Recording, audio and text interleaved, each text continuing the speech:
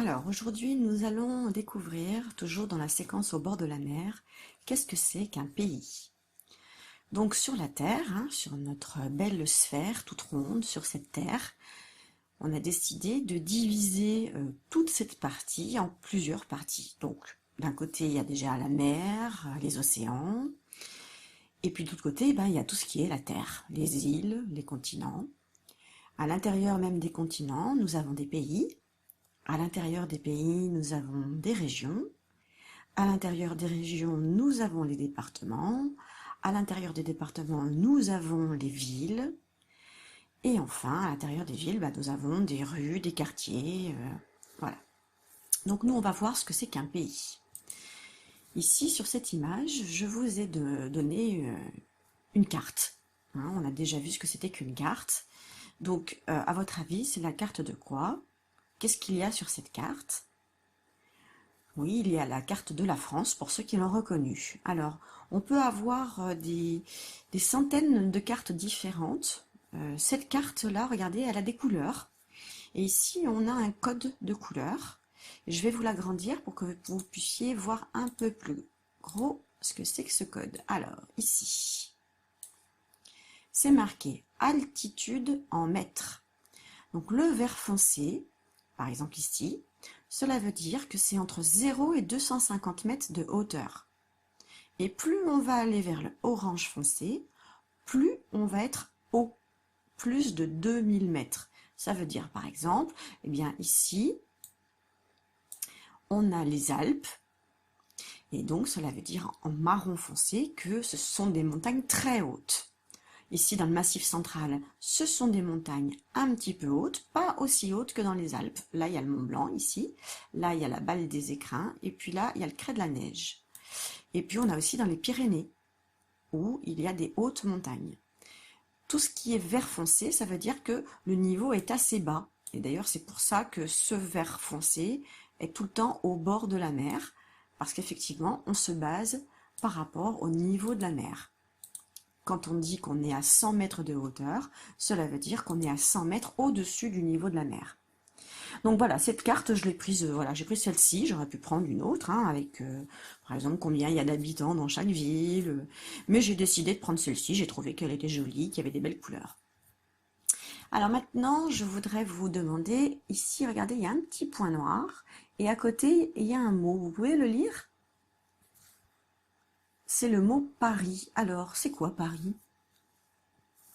C'est une ville, oui, et c'est la ville, la ville référente de la France. On appelle ça la capitale. Donc vous êtes peut-être déjà monté à Paris, vous êtes peut-être allé voir la Tour Eiffel ou Montmartre, le Louvre. Et donc ça se trouve à Paris, c'est la capitale de la France. Et donc c'est là que se trouve tout ce qui est au niveau de la présidence de la République, le ministère. Ensuite, donc moi je voudrais savoir si vous connaissez le nom de votre département. Donc j'ai expliqué qu'un pays pouvait être divisé en régions. Donc nous on est dans la région de la Bourgogne. D'ailleurs regardez, le mot est ici, Bourgogne. Donc on doit être par là nous, à Curgy. Est-ce que vous connaissez le nom du département? Nous sommes en Saône-et-Loire. Alors j'ai mis le tour, voilà, j'ai détouré en fait la Saône-et-Loire. Alors bien évidemment la Saône-et-Loire se trouve dans la France. J'ai enlevé tout ce qui n'était pas en Saône-et-Loire. Et pourquoi on appelle ça la Saône-et-Loire? Eh bien parce que ici en bleu, vous avez une rivière et elle s'appelle la Saône.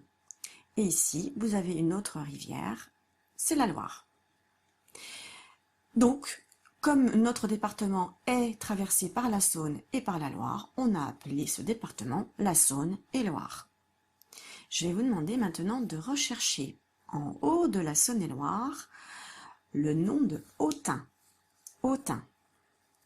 Autun, ça s'écrit A-U-T-U-N. Est-ce que vous avez trouvé? Faites sur pause. Vous avez trouvé Autun? Oui, il est ici.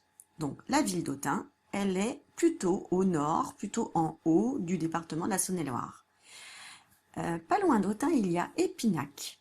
Épinac, pouvez-vous trouver Épinac? Alors, il est un petit peu barré par un trait rouge, mais je pense que vous allez le trouver. Il n'est pas loin d'Autun. Oui, vous l'avez trouvé? Il est là. Donc voilà le nom d'Épinac. Donc la ville d'Épinac, c'est le petit rond qui est juste à côté. Et bien nous, à Curgy, on se trouve en plein milieu. On est par là. Alors pour vous situer la Saône-et-Loire dans la France, j'ai détouré, regardez, j'ai remis la même carte qu'ici. Vous voyez cette carte-là, je l'ai mise en plus petit ici. Et je vous montre donc la Saône-et-Loire. Et tout ça, c'est la France. Alors, les traits rouges qui sont ici, pourquoi on a mis des traits rouges? Oui, ce sont les frontières qui nous séparent des autres pays. Donc là, le trait rouge nous sépare de la France à la Belgique. Ici, on a le Luxembourg. Ici, on a l'Allemagne. Là, on a la Suisse. En dessous, on a l'Italie. Et enfin, en dessous, on a l'Espagne. Donc, on a plusieurs pays frontaliers, puisqu'on est séparés par des frontières, qui sont donc marquées en rouge. Et puis, donc, tout ça, c'est la France. Il manque le département de la Corse, et puis d'autres îles qu'on n'a pas mis partout ici. Il y a Mayotte, il y a la Martinique, la Guyane, et j'en oublie. Donc, je reviens à ma Saône-et-Loire, qui est donc dans la région de la Bourgogne, ici, et donc je vais supprimer cette petite carte pour vous faire apparaître le petit point ici, tout au-dessus de ma petite croix ici. Je vais l'agrandir pour que vous puissiez voir.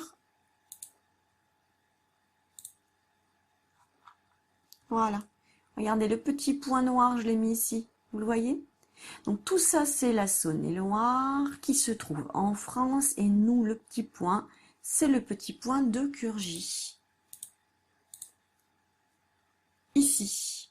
Donc on est un petit peu loin de Paris, qui se trouve là, un petit peu loin du sud, un petit peu loin de l'océan Atlantique, mais on est quand même bien placé, parce que du coup, si on veut aller dans le nord, on est à peu près à moitié chemin avec le sud.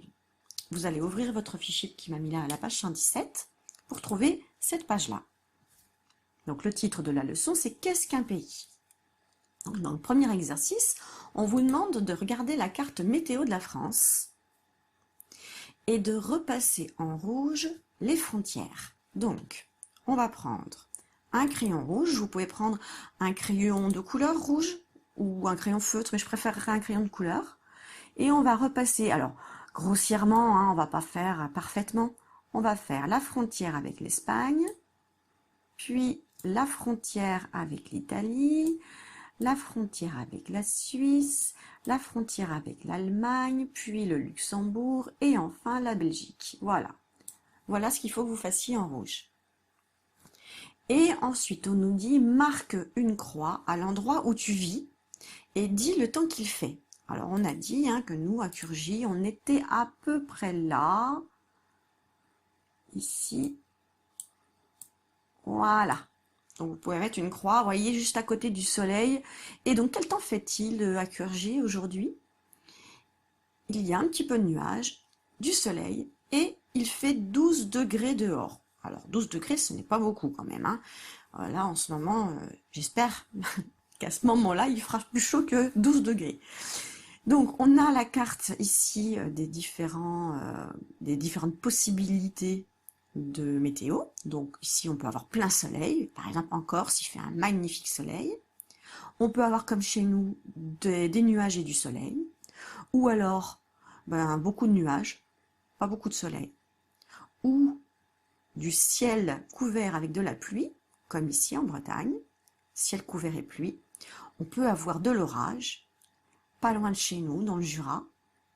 De la neige. Voilà, donc ça veut dire que on n'est quand même pas en été. Hein. Donc la neige dans les Alpes, hein, c'est ce qu'on a vu dans les montagnes les plus hautes. Et puis on vous a expliqué que les petits ronds orange avec un nombre dedans, rond orange, marron ou bleu ou gris, ce sont pour indiquer la température en degrés Celsius. Et voilà, je vous disais qu'on avait d'autres îles françaises, mais qui étaient beaucoup plus loin. Hein. Elles sont pas du tout à côté. Elles sont pas du tout à côté de la France comme c'est marqué là. On a remis ces îles ici, mais elles sont très loin sur la Terre. Alors, dans le deuxième exercice, on vous dit « Colorie la France sur cette carte de l'Europe ». Donc, je vous ai mis le contour de la France. Alors, regardez, c'est le même, hein. Voilà, c'est le même. Sauf que moi, je l'ai mis en plus petit parce qu'il va falloir qu'on la colorie, notre France, dans la carte ici. Alors, regardez, c'est ici que vous allez devoir colorier la France en rouge. Donc, je vous laisse faire pause et vous coloriez la France en rouge. Et vous pouvez même rajouter en rouge la Corse qui est là. Ah zut, en rouge. Voilà, la Corse qui est là. Troisième exercice, colorie le drapeau français, écris le nom de la capitale de la France. Alors, je pense que vous savez les couleurs du drapeau français. Quelle est la première couleur ici? Oui, c'est bleu, ensuite blanc et enfin rouge. Et quel est le nom de la capitale? On l'a dit tout à l'heure. La ville référente de la France. C'est Paris, effectivement. Donc, je vous laisse faire pause et colorier en bleu le rectangle de gauche, en rouge le rectangle de droite, et écrire la capitale Paris. Maintenant, nous passons au bilan. Je lis le bilan et on essaie de trouver les petits mots qu'il faudra écrire. Un pays est un territoire bordé de... Alors, comment s'appelaient les traits rouges qui bordent la France? On a dit que ce sont les frontières. Donc, un pays est un territoire bordé de frontières. Chaque pays possède un et une. Alors ça, c'est pour chaque pays possède un drapeau et une capitale. Eh bien, c'est parti. Un pays est un territoire bordé de frontières. Chaque pays possède un drapeau et une capitale. C'est fini.